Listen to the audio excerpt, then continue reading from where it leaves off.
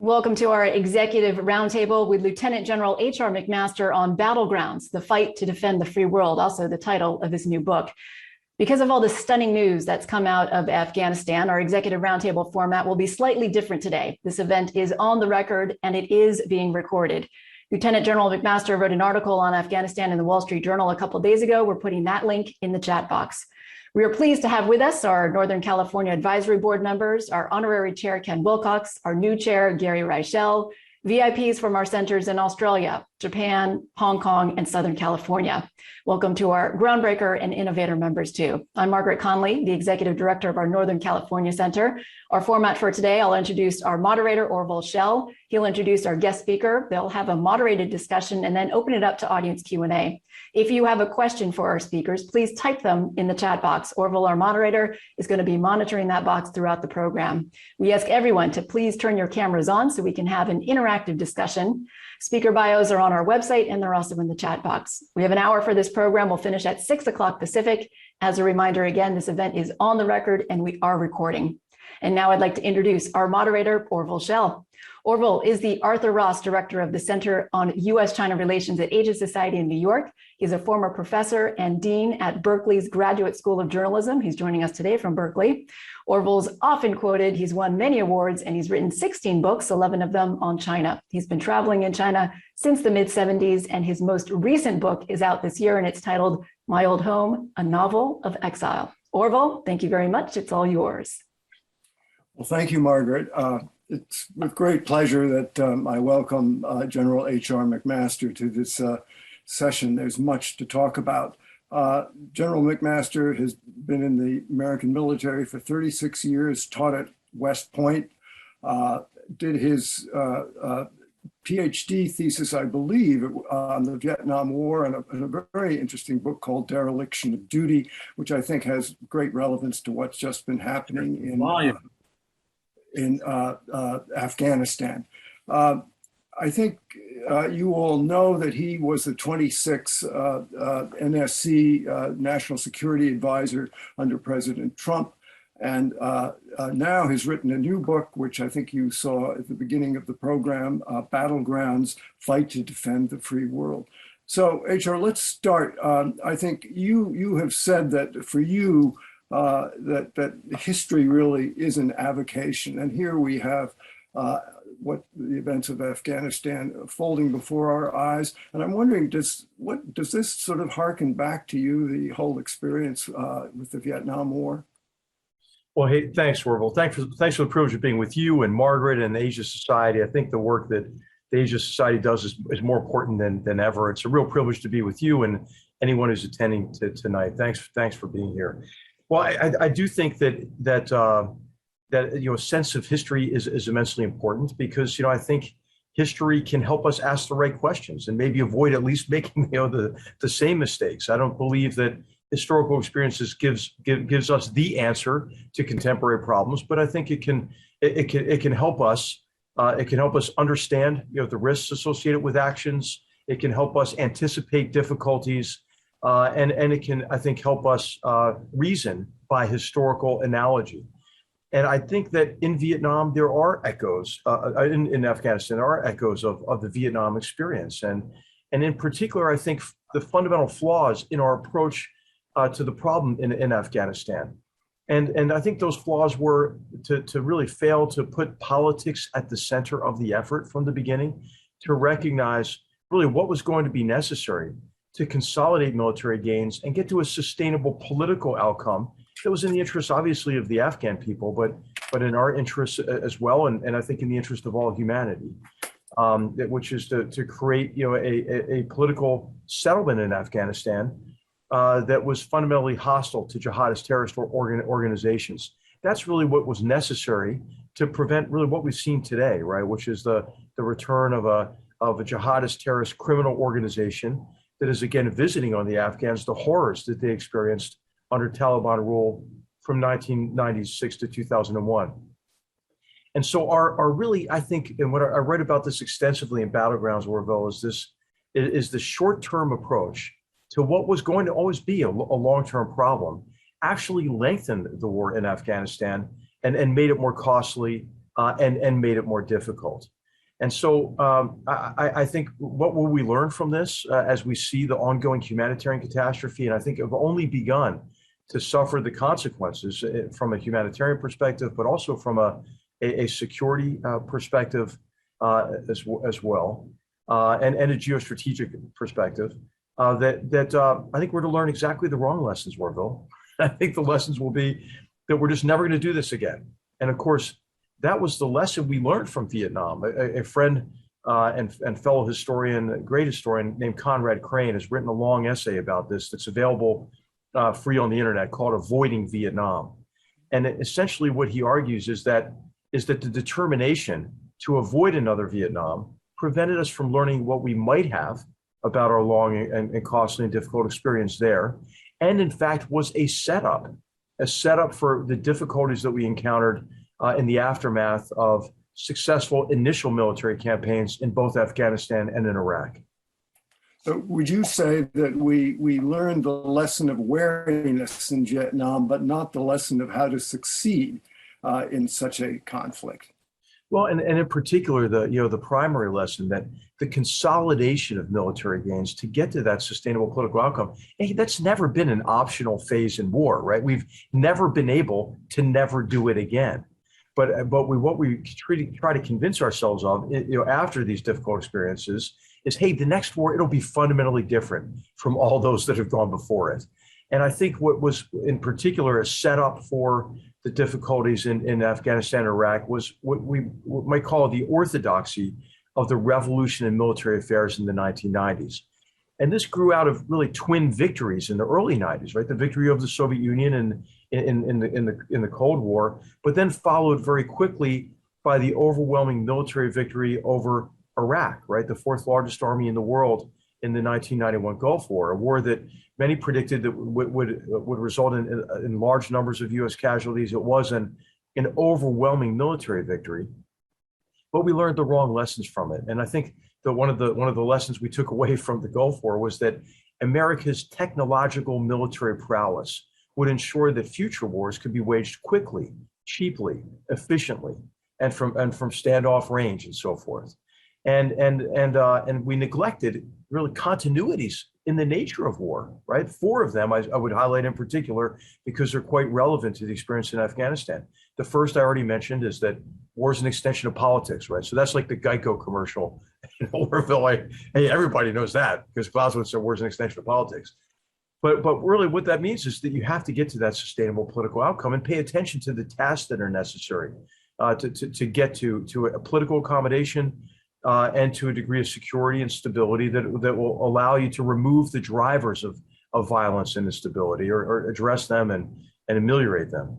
And then the second is that war's human. I mean, people fight really for the same reasons Thucydides identified 2,500 years ago: fear, honor, and interest. And if your strategy isn't addressing those emotions and aspirations and often ideologies that drive conflict, then you're treating only the symptoms. And I believe this was the case as well with an exclusively counterterrorism focus, right? It's just striking nodes in terrorist networks. Didn't address really the human aspects of war. Third, that war is uncertain, right? War is uncertain because, as Clausewitz said, war is a continuous interaction of opposites. And that interaction is fundamentally, with determined enemies and adversaries. I mean, how could it be, Orville, that we thought it was a good idea to announce years in advance exactly the number of troops we're going to have there, what they're going to do and what they're not going to do, as if that would determine really linear progress toward war? It was as if we thought we could hand our enemies the script that we had written out and ask them to play their part as we had written it. And then finally, war is a contest of wills. And I think, what you'll hear oftentimes about Afghanistan is that, the American people, they wouldn't support a sustained effort of, 2,500, 3,500, 8,500, whatever the number is, of troops in Afghanistan. But I don't believe that. I believe that the reason why Americans didn't support it is because 3 presidents in a row told them that we ought to just prioritize withdrawing as an end in of itself, right? And I think that what leaders in democratic nations have to do to sustain military efforts abroad is to explain 2 things to the American people. Hey, what's at stake? And then what is a strategy that will deliver a favorable outcome at an acceptable cost? And I think, three presidents in a row failed to do that. So do you think it was too late by the time Biden came into office? Do you think he could have recalibrated, reformatted policy and actually made a success story out of this instead of the debacle we now see? It would have been an uphill battle, right? Because he was set up for difficulties by the Trump administration, and the negotiations begun in 2019 that resulted in the capitulation agreement, is what I would call it, in 2020. The agreement brokered by Zal Khalilzad that was essentially based on concession after concession, and done really without the Afghan government, and done in a way that really affected the legitimacy of the Afghan government. Not a perfect government, a corrupt government, as people have pointed out, or a government in which a lot of corruption operates. But a government that I think is a heck of a lot preferable to the government of Hibatullah Akhundzada and the Taliban. And then we made their lives even harder by insisting on the release of 5,000 of some of the most heinous people on earth, who immediately went back to terrorizing the Afghan people and strengthened the Taliban immeasurably.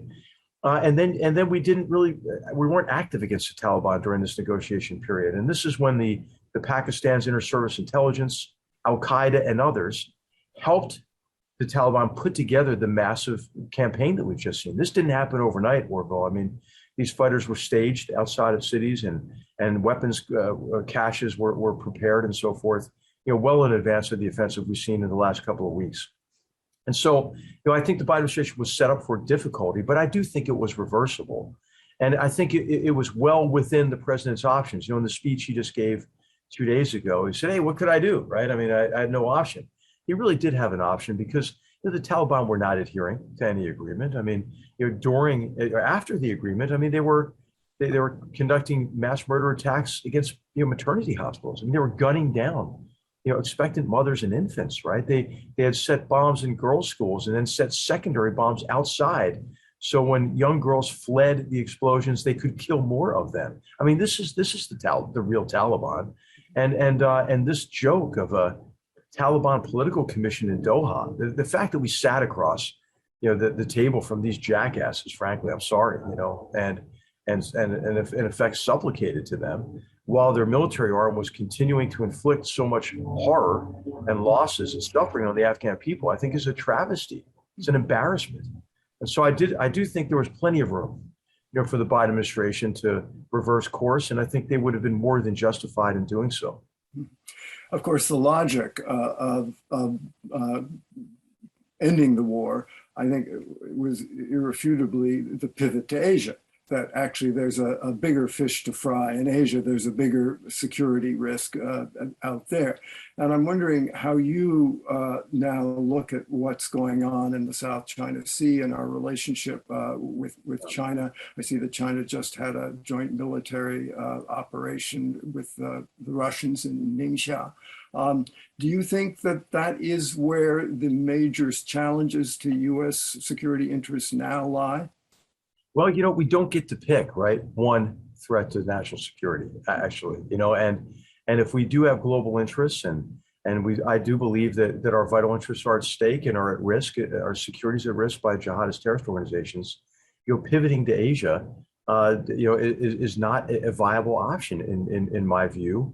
And I think if you look at the really small number of resources we had committed to Afghanistan, I mean, even if it's 8,500 troops, I mean, Orville, if we were Ecuador, that would be maybe a stretch, but we're not Ecuador. And we have orders of magnitude, many more troops stationed just in Japan, let alone Japan, plus South Korea, and plus the forces that are operating continuously, across East Asia and in the South China Sea and in Northeast Asia. So I think it was really always this false dilemma, and even the amount of money that we were spending there, $22 billion a year to sustain the military effort and going down was clearly sustainable. And I think a pretty low insurance premium to pay against what were the horrors that we're seeing now. And the whole idea that by leaving Afghanistan in such a horrible condition, this really helps us compete more effectively with China. I think all of us are watching, what the wolf warrior diplomats are doing now.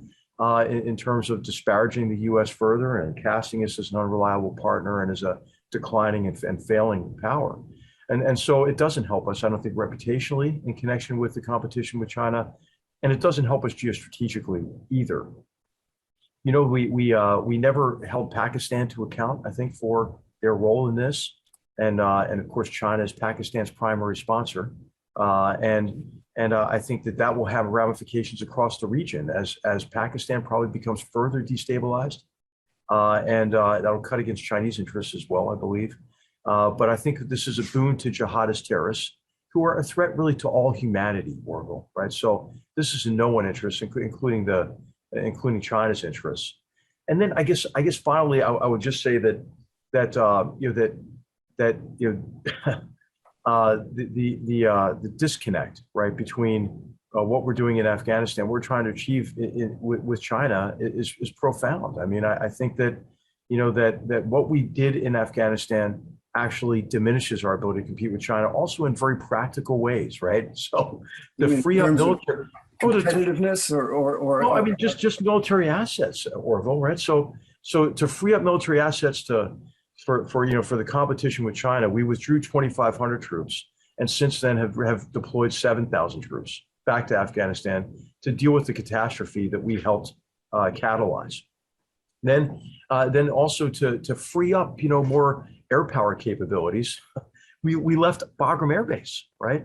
And therefore now have to fly aircraft in transit for many hours before they can even be on station for this so-called over-the-horizon capability. We have to actually, if we want responsive air, position an aircraft carrier in the Indian Ocean away from the South China Sea to compensate for the loss of the Bagram Air Base. I mean, it is utterly illogical, the idea that we needed to withdraw from Afghanistan to focus, on the big competition. It makes no sense, actually, Orville. So, I mean, you view what's going on in Afghanistan not only as a loss in the Middle East, but also going to undermine our credibility in terms of the challenges we face elsewhere, like Asia. Absolutely, and I think not only in terms of emboldening rivals and adversaries, but also sowing doubts among allies about the reliability of the United States. And then President Biden's comments about the Afghan government and Afghan security forces. About 70,000 Afghans have given their lives fighting to preserve the freedoms that they've enjoyed since 2001. And then the President of the United States disparaged them as a way, I think, as a cover, for, I think, his poor decision in connection with completing the complete withdrawal and then doing it in the way that we did it. And I gather when you were in the White House, you took a somewhat jaundiced view to President Trump's notions that we should just cut bait and. Well, that's right. Well, that was his predisposition. I think the job of a National Security Advisor is to provide the elected president with the best analysis and advice possible, right, from all sources, but mainly across the departments and agencies of the U.S. government, but also from allies and partners in the private sector and academia, right? That's your job. But then also to provide multiple options to the president, so the president can determine his or her agenda, based on foreign policy and national security. And so that's the approach I took on the South Asia strategy that President Trump approved on August 17th, 2017. And that was a long process, longer than I had hoped it would be, because Afghanistan, as you remember, was in the midst of kind of a cacophony of mass murder attacks during that period of time, because the Taliban had sensed our lack of resolve, had listened to President Trump's statements during the election, and were doing everything they could to create an environment that would lead American decision makers to think that the situation in Iraq was futile, and then we should just withdraw.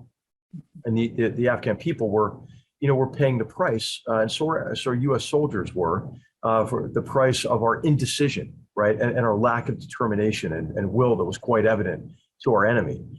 And so when we developed these options for the president, we led with the withdrawal option, right? I mean, and it was in providing those multiple options and in comparing them and the likely outcomes. And I'll tell you, Orville, what we briefed for the withdrawal option was exactly what we're seeing happen. We predicted the rapid collapse, and that's because the regenerative capacity of the Taliban was across the border in Pakistan. And if we withdrew our support for the Afghans, that would result in a commensurate withdrawal of Pakistani ISIs or jihadist terrorist organizations like the Haqqani Network and Al Qaeda's support for the Taliban. And so we predicted that this would happen. We showed that to the president. We showed the effect that it would have, certainly from a humanitarian perspective, but also from a security perspective, with those 20 plus U.S. designated jihadist terrorist organizations that exist in sort of a terrorist ecosystem along the Afghanistan-Pakistan border. And when he confronted that, he said, okay, we're not going to do this. And in fact, when I worked on the speech with him, at one point I brought in the latest draft. I think it was maybe the day before he delivered it at Fort Myer, was the venue for the speech. And I believe, by the way, this is the only time we've had in place a reasoned and sustainable and sound strategy for Afghanistan, right? It hasn't been a 20-year war. It's been a one-year war, fought 20 times over with flawed and inconsistent strategies. And he wrote into the draft of this speech, this is not what I was going to decide to do. Something that, if I'm paraphrasing now, but when I sat behind the Oval Office and I received the advice from my national security team, I came to a much different decision. Of course, that was no decision is ever final, and what this was a cue for everyone who was advancing sort of what I would call a neo-isolationist agenda, people who see our withdrawal from complex challenges abroad as an unmitigated good, right? And these, I would characterize them as sort of Iago figures. Were in his ear almost immediately. And then, of course, after I departed, I think about it almost a year after I departed, is when he went back on his own strategy. He began to do that by having Imran Khan to the Oval Office, which, I mean, that was an emotional event for me to see after we had taken a fundamentally different approach to Pakistan. That I think was also the first time we had a fundamentally sound and consistent approach to Pakistan. So I could go on about this, Orville, but I do think that the presentation of multiple options worked in this case. It only worked temporarily, but I think if you have as National Security Advisor should recognize that your job is to serve really as an advisor to the president, but not to be omniscient. Tell the president, this is what I think, but to give the president multiple options, and to try to do otherwise, to try to manipulate decisions really consistent with your own agenda, that would not only be a disservice to the president, but I think it would also undermine the Constitution, right? Because nobody elects national security advisors or secretaries of state or defense or chiefs of staff for that matter, right? And it's ultimately the president who has to be able to make these decisions.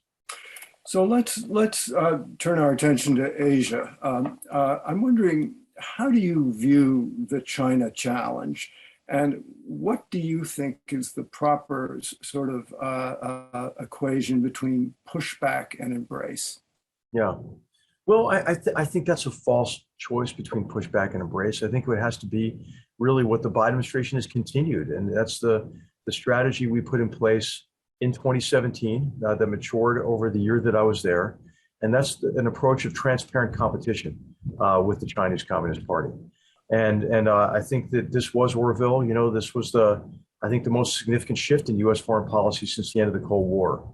And the way we went about it is the way that we went about really all of our reassessments of U.S. policy.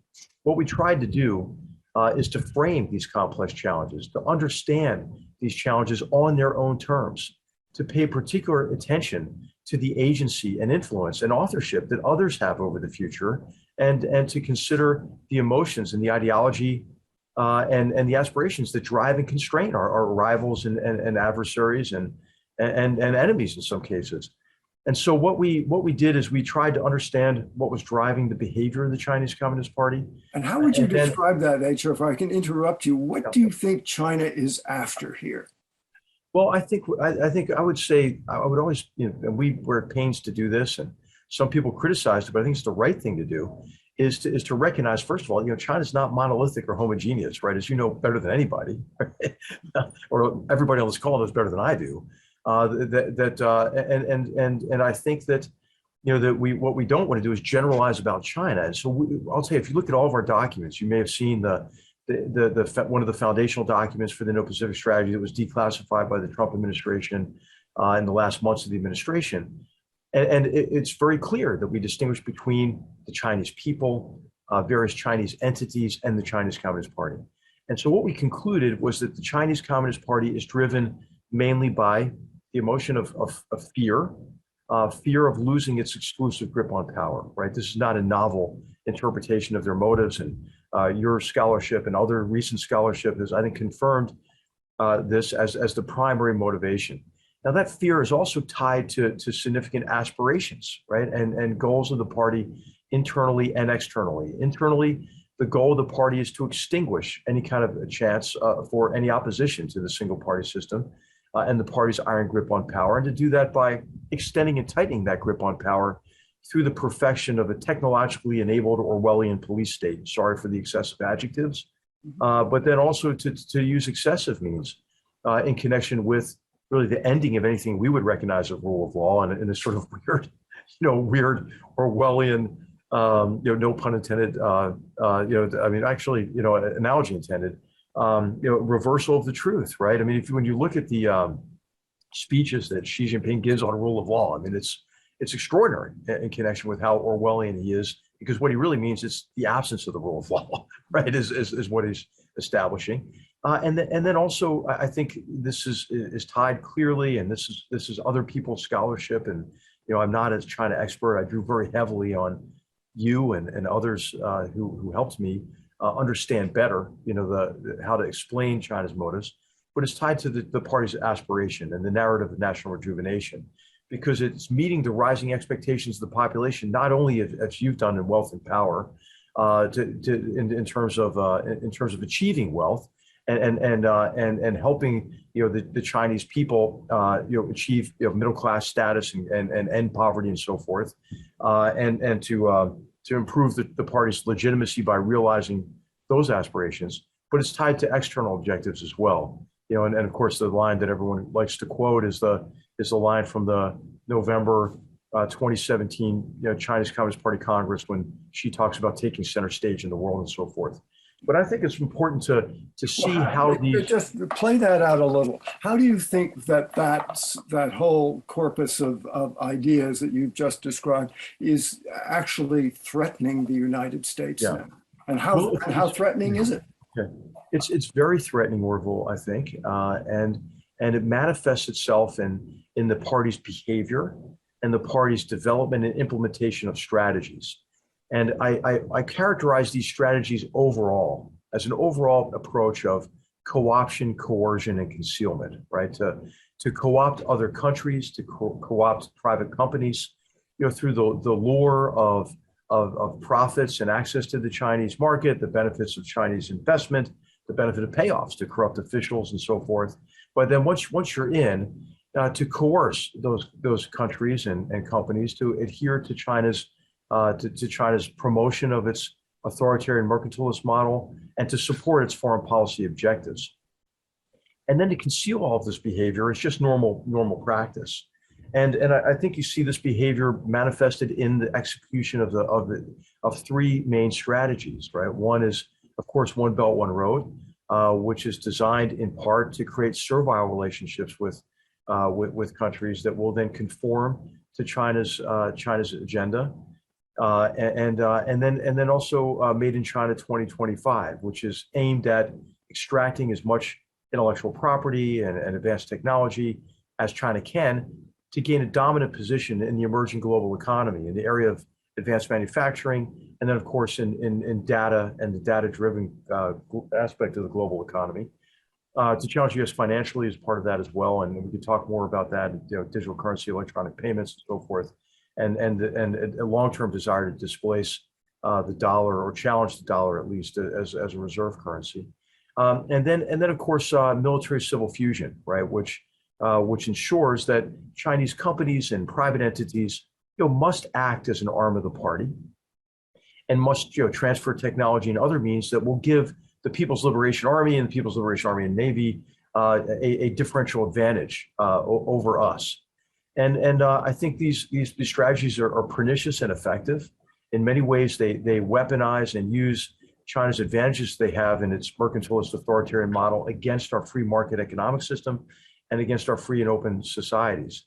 And I think we're waking up to the nature of these competitions, I think in large measure due to the work that we did in the Trump administration to pull the curtain back on these strategies and the so what, right? What happens if China succeeds? And I think we recognize now that if China succeeds, the world will be less free, less prosperous, and less safe. We can give many examples of that. All you have to do is look at the countries where China's model has succeeded. I mean, that looks like Cambodia and Zimbabwe, for example. But then also, I think you can see the aim that China has in mind, which is to create these exclusionary areas of primacy, to exclude mainly the United States, and then to use these areas of primacy, whether it's the South China Sea or areas of North Asia, efforts to isolate Japan, to intimidate Taiwan, as a way to gain a dominant position, to take center stage in the world, which I think means to dictate the terms and to rewrite the international order in a way that would be to the free world's profound disadvantage. So I read with interest that you noted in your book that you said U.S. venture capital and private equity has helped the PLA achieve its vision by providing capital. Now, it strikes me that I think we all understand the roles, let's say, of microchips, of military hardware, of other things, which obviously do directly relate to national security. But do you think the next big frontier should be a curtailment of American investment in China, which, as you know, of late has not been the opposite. It's been growing. And I wonder then what happens to the whole idea? Are we in a really decoupled world, two economies, two ideological spheres, two new sort of Cold War entities? Well, I think just to begin with, I think we have to recognize that it's actually Xi Jinping and the Chinese Communist Party who want to decouple. They just want to do it. They just want to do it on their own terms, right? They want to extract as much as they can from us, and as long as we continue, sadly, to be chumps about it, I think, and to participate in underwriting our own demise. And I really think that that's what's occurring. Now, I'm not a financial expert, right? I mean, please do not listen to washed up generals when they start talking about economics, okay?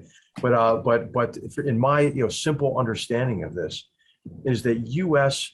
funds that flow into China cover their bad investments. They cover Chinese bad investments, which are taken really to gain strategic advantage rather than to achieve a return on investment.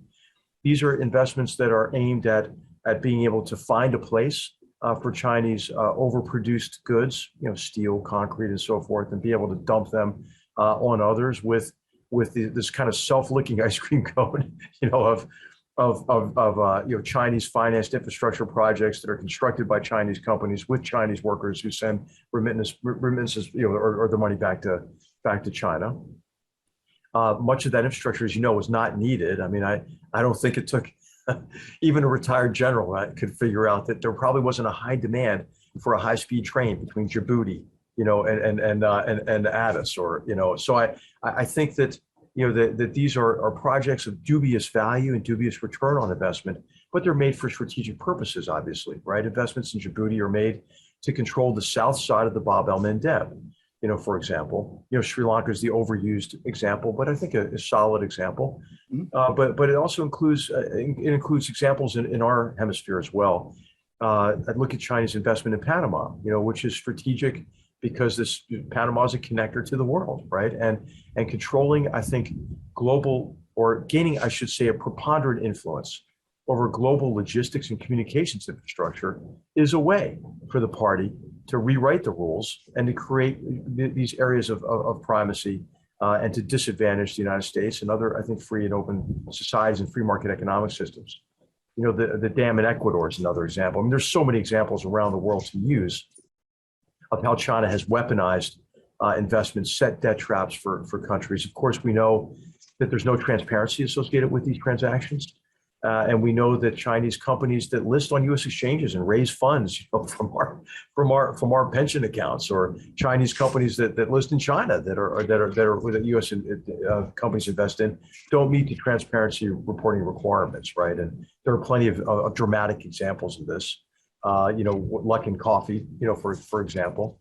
But also, I think what we see is that our investments, I don't think, into China now have not factored in the geostrategic risk, Orville. I mean, I think not yet. No, it's much higher than people think. I mean, and even as you see the crackdown on DD, if you see the crackdown on the tutoring and the private education companies and so forth, I mean, I guess there's still people who just haven't gotten the memo on that yet. And if you see the obviously what's going to happen to apparel manufacturers in China, they're going to get displaced, much like battery manufacturers have, just like solar panel manufacturers have.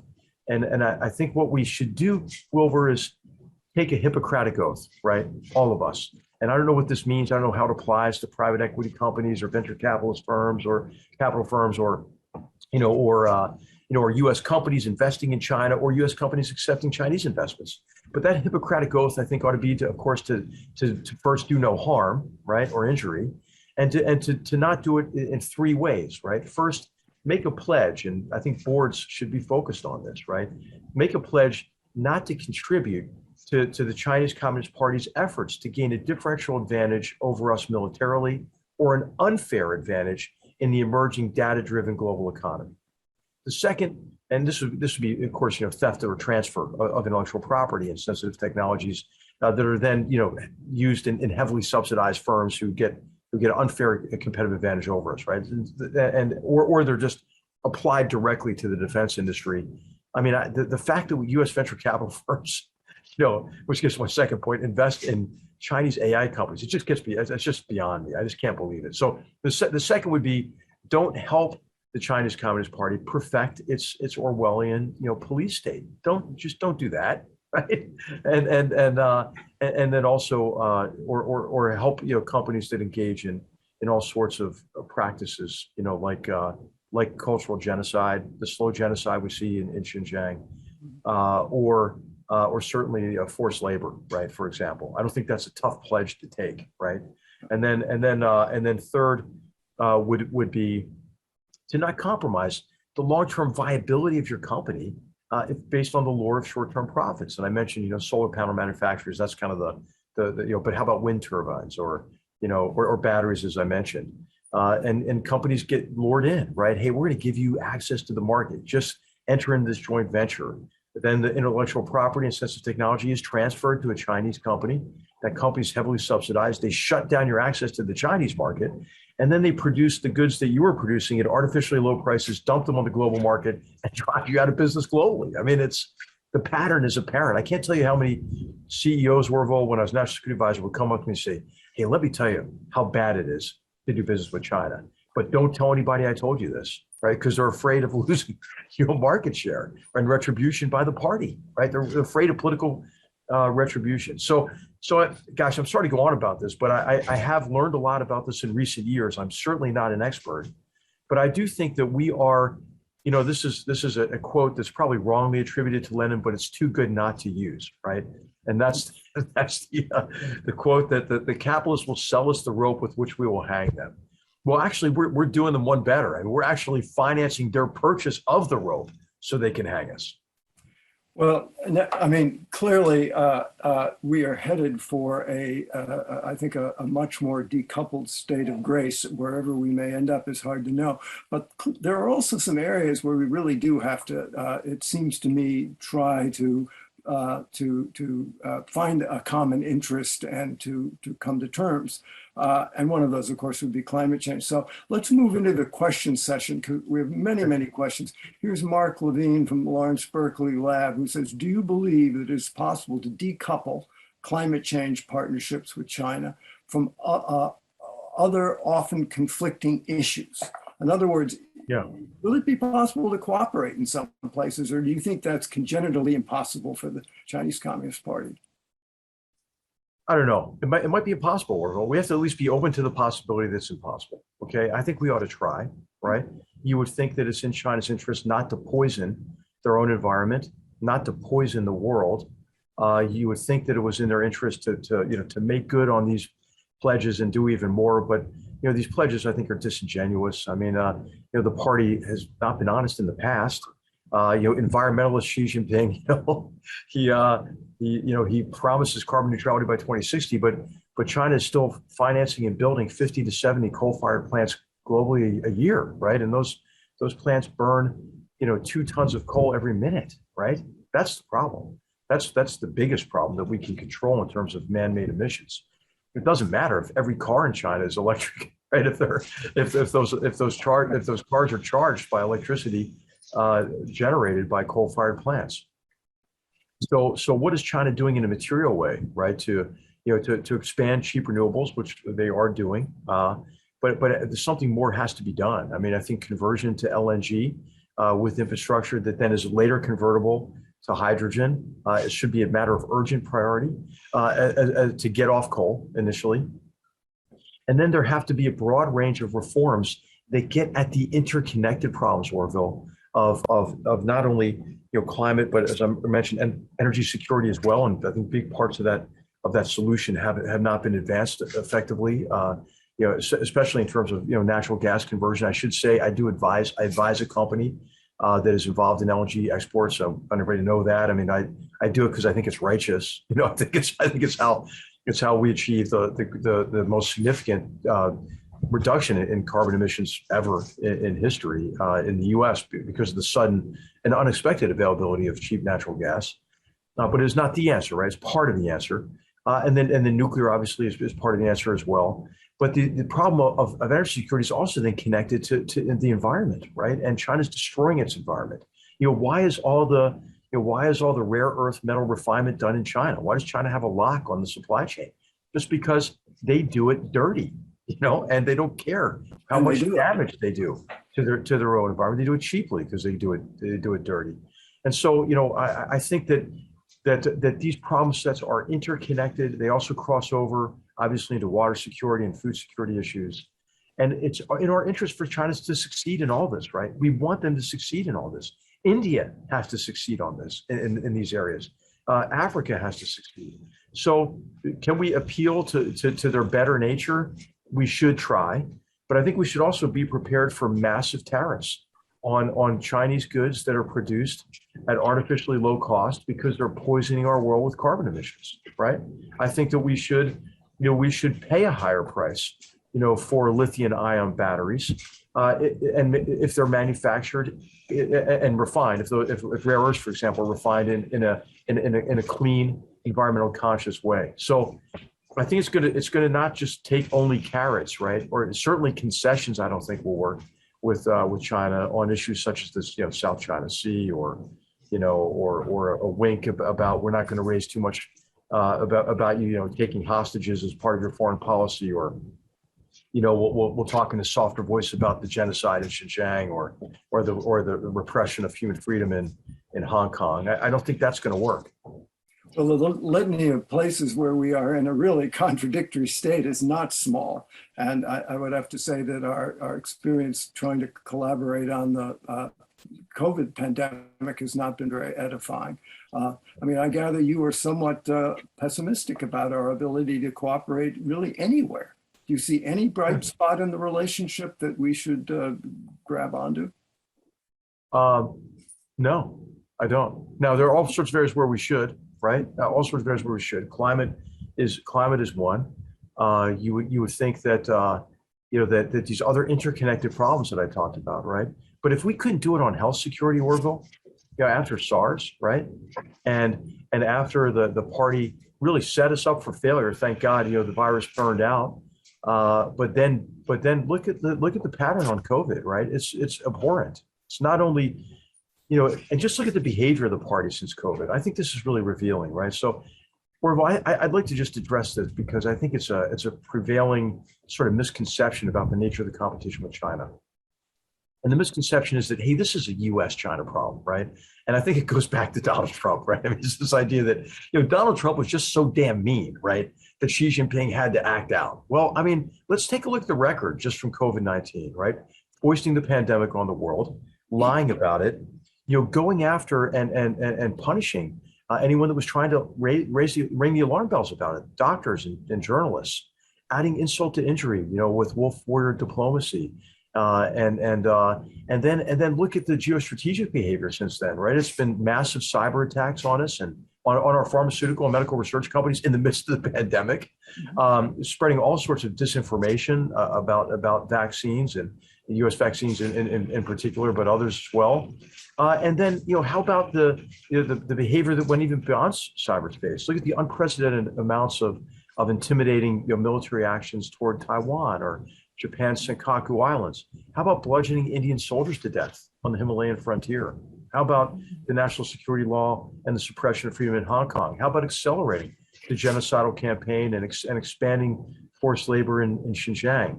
How about giving their Coast Guard orders to fire on vessels that don't recognize what would be the largest land grab, so to speak, in history, or the mobilization of the hundreds of fishing, the maritime militia, ramming and sinking Vietnamese vessels? How about their trawlers, just going in and just wiping out fishing stocks, off the coast of South America? I mean, I could go on about this, obviously. I think that, we can't conclude. How about the unprecedented campaign of economic coercion against Australia, right? I mean, how about hostage taking of Michael Spavor and Michael Kovrig, right? I mean, I could go on, right? So this is not a Washington, Beijing problem, right? I mean, this is a free world Chinese Communist Party problem, right? And I think that you're seeing, a higher degree of multinational cooperation on it. I mean, even our European friends seem to be stiffening their spine a bit, at least, right? And yet, HR, I have to say, and here we have Gary Reichel, who's the new chair of the Northern California board. Let me read you what he writes. You've cataloged very nicely all the things which divide us, and we should be properly careful about. Here's what Gary Reichel says. General McMaster is not accurate in how the venture capital and private equity work in China. The vast majority of infrastructure is managed through SOE and government funds and systems. But the early stage VC world has had extraordinary returns in China during the last 15 years and is very focused on financial gain and return. So he is conflating Chinese domestic capital deployed through SOE and government channels with private VC communities, which are absolutely separate. Yeah, I bet Sense Time was a great investment. Congratulations, right? I mean, you helped, and early investors in Sense Time helped the party commit genocide. So I mean that's why I think that really this should be an ESG issue, right? I mean, how could it be that genocide's not an ESG issue, Orville? I mean, I think we're a little behind on that. Now, hey, I'll tell you though, I do not argue for complete decoupling. I wouldn't do that. I think it's a straw man, right? I think. Okay, so here's a question, HR, from Colin Heseltine, and exactly that. He says, is containment of China an option in your view? Well, I think containment of the Chinese Communist Party's ability to do us and their own people harm, yes, right? Not containment of the Chinese people, right? And of course, the narrative that China would like to use is the Thucydides trap narrative. That's the other misunderstanding, right? It's that, this is just the status quo power, or declining power, the United States trying to keep the rising power down, right? But I think our issues with the party is the behavior that I've mentioned, right? And the strategies that I've mentioned. What I would love to see is expanded positive contact with Chinese people and entities that are not acting as an arm of the party, right? We need that now more than ever. This is why I think those who kind of have a knee-jerk reaction to say, reduce the numbers of Chinese students here. Hey, increase the numbers, right? Now, don't allow PLA scientists right into our most sensitive research. That's crazy, right? We should stop that. But we should have more and more positive interaction. But you know who's shutting that down? The party's shutting that down. This idea that the Chinese Students and Scholars Association, essentially an MSS front organization, is monitoring our Chinese students in our campuses, at Stanford, at Berkeley. That's crazy. We should not permit that. I think that's a stand that every university president can take really staunchly. And who's going to criticize you for that, right? I think that we have a very powerful asset in Chinese Americans. Chinese Americans are our most successful citizens, who contribute, so much to our society. We should showcase them. I often quote Wang An, who founded Wang Computers, and he said, hey, my adopted country, the United States, we're not perfect, right? But what's great about our democracy is that we have the ability to affect change short of revolution. And what he was talking about is this crazy idea, right? That sovereignty lies with the people, right? That the people should have a say in how they're governed. That's the opposite of what the Chinese Communist Party says, right? This is why Taiwan is such an irritant. It demonstrates, it gives the lie to this idea that the Chinese people are culturally predisposed toward not wanting a say in how they're governed, right? So what should we do about Taiwan, HR? You're a military man, That's a washed up military guy. Well, right? Not so washed up. But how would you, if you were the air traffic controller on the Taiwan question, what would you recommend? Well, I think it goes back to just good old-fashioned deterrence by denial. I think we have to help the Taiwanese government and armed forces and people convince the PLA, convince the CCP that they can accomplish their objectives on Taiwan by the use of force, right? And the way to do that is to help make Taiwan indigestible. Orville, as you know, it's not an easy military problem if you're going to try to subjugate Taiwan, right? It's territories the size of Maryland. It's mountainous. The population is concentrated in the plains in the west, which are dense urban areas, which is a tough military problem. There aren't great landing places, right? The strait is 150 miles wide at its narrowest point, and it's a stormy place, right? It's not easy.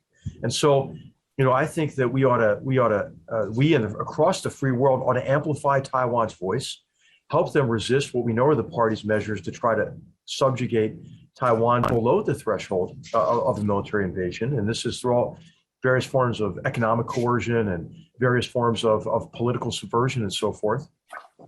But then we have to help Taiwan build up its own defense, right? And this is why the arms sales to Taiwan are important, as well as some degree of ensuring that the Taiwanese armed forces know how to use those weapons and can demonstrate that capability to deter a conflict.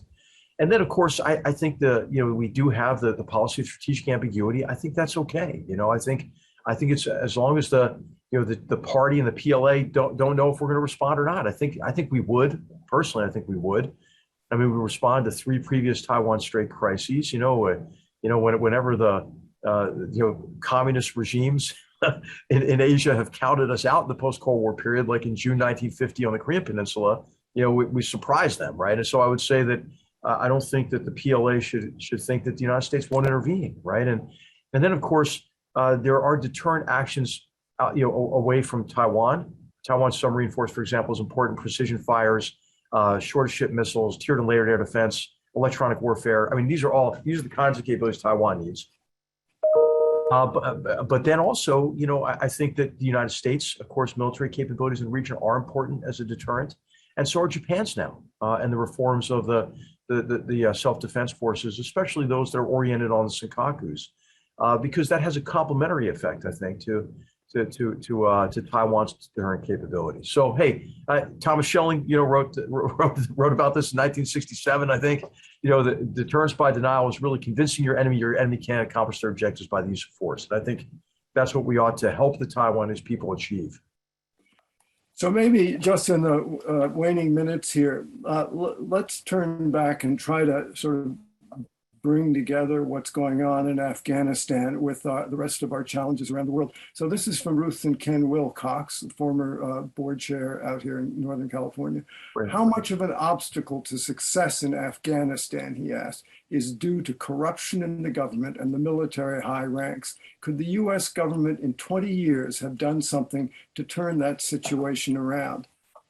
Absolutely, yes. And thanks, Ruth and Ken, for that question, because I had the privilege of commanding a task force in Afghanistan that was oriented on the corruption and organized crime problem, and I'll tell you, I spent years there diagnosing it, working on it with Afghan partners, not to remove corruption in Afghanistan, but we made it our objective to reduce the threat of corruption and organized crime such that it was no longer fatal to the Afghan state.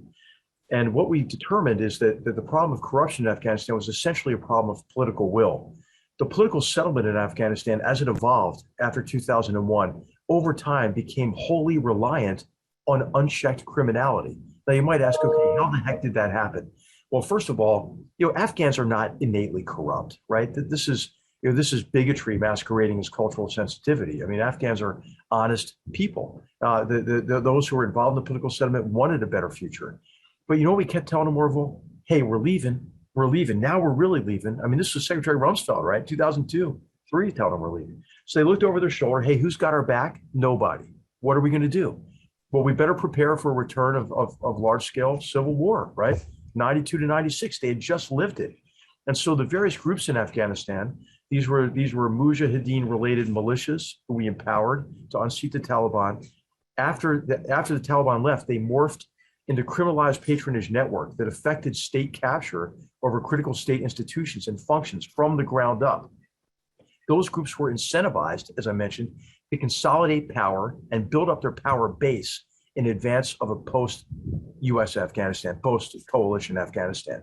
And they did it by a broad range of corrupt activities, right? This is commoditization of positions, it's skimming of resources, aid in various forms, to build up a financial and a people-related criminalized patronage networks, essentially.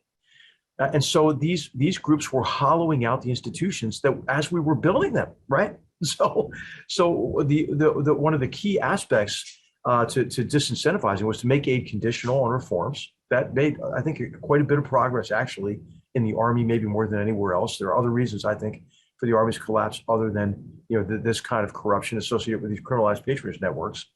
But also, we worked hard to end the culture of impunity and to move toward a political settlement that wasn't reliant at this time, President Karzai, giving really these groups license to steal from the state in exchange for their continued support for him, right? And we did not succeed in doing that. Now, I do believe we reduced the threat of corruption, organized crime significantly. But there were those in the U.S. government. I'll tell you where it was crazy. I mean, I was just making the argument for conditionality. We got pushback on that, right? So I would just say, hey, we know the approach that if you don't reform, we're going to give you twice as much money next year. We know that doesn't work for sure, right? And so I think, Ken and Ruth are right to maybe allude to the fact that in many ways we're our own worst enemy there. We dumped money into the Afghan economy, far beyond the absorptive capacity of that economy. And we made a lot of mistakes.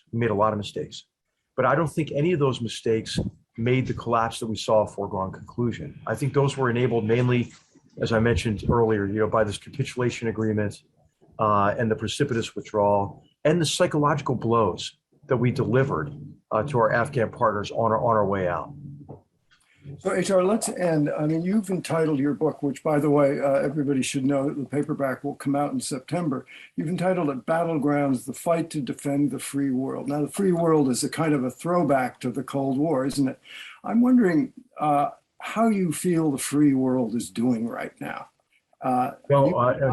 Pessimistic? I'm pessimistic, but I'm optimistic in the long term, Orville. We're emerging from traumas, right? Quadruple traumas, if you will, right? We have a quadruple trauma, maybe, of a pandemic, a recession associated with a pandemic, the social divisions laid bare by George Floyd's murder and the violent aftermath, and the grave concerns about unequal treatment under the law, and inequality of opportunity. And then this vitriolic partisan, election that we viewed that culminated in the January 6th assault on the Capitol, an assault incited by, the President of the United States against the first branch of government, right? God, I mean, there's reason to be depressed, right, about all this. But I'll tell you, I think I'm coming out of these traumas. We're not out of it yet, right? We have Delta variant. We're still dealing with a lot of problems. We still have partisan politics.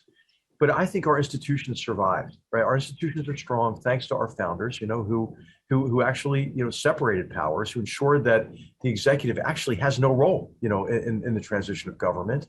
I do think that even though there are those who have not acted as responsibly as they could have since then, I think what the Speaker of the House did, what the Vice President did on that horrible day, January 6th, was laudable, and we ought to be grateful for what the courts did to throw out these unfounded claims of widespread corruption.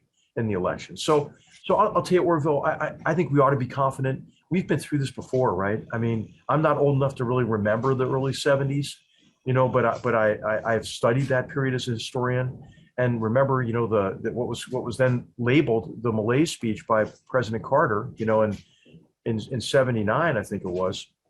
He never said the word Malaise in that speech, but it reflected a hell of a decade, right? A lost war in Vietnam. Remember the Mai Wes, incident? Yeah. We had filled with protesters. We had stagflation. We had a hostage crisis in Iran. I mean, we had a real crisis of confidence then, right? An oil embargo along with all that, and so we can get stronger. We can get better. I'm reminded of a Clinton quotation, and by Clinton, of course, I'm referring to George Clinton of Funkadelic, who in his album in 1972 entitled "America Eats Its Young," had as one of the tracks on that album, and one of the key lyrics: "If you don't like the effect, don't produce the cause." And I think all of us could take that to heart. We could have meaningful, respectful discussions with one another across political lines. We could reject, I think, this destructive interaction we see between identity politics and critical race theory, or elements of it on the one end, and bigotry and racism on this other end of the spectrum, right? We can reject that. We can arrest these centripetal forces that are spinning us apart from each other, right?